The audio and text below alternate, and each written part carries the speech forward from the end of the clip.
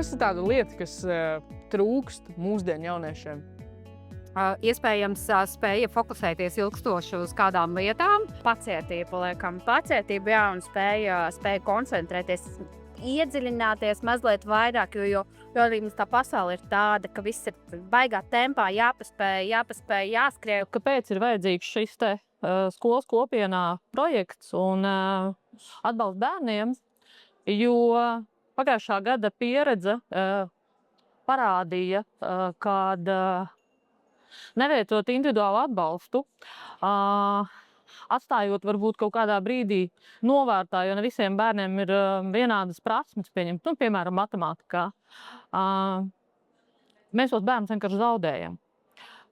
Mums pagājušā gadā arī nenolika vairāki bērni matemātikas eksāmenu, bet un šogad viņi mācās atkārtoti, un mēs ceram, ka šis te skolu kopienā arī būs viens no atbalstiem. Un tas prasa visas skolas apņemšanos, vienošanos, ka mēs to darām, gan sadarbošanos pašas skolas iekšienē, gan arī ar kolēģiem un politikas veidotājiem, vecākiem iesaistītajiem no ārpuses. Protams, ka ir kaut kāda jauniešu grupa, kuriem tās grūtības būs ļoti lielas un kuriem būs nepieciešama specializēta profesionāla palīdzība, bet absolūti lielākai daļai jauniešu, tad mēs kā līdzcilvēki mums jābūt spējīgiem palīdzēt.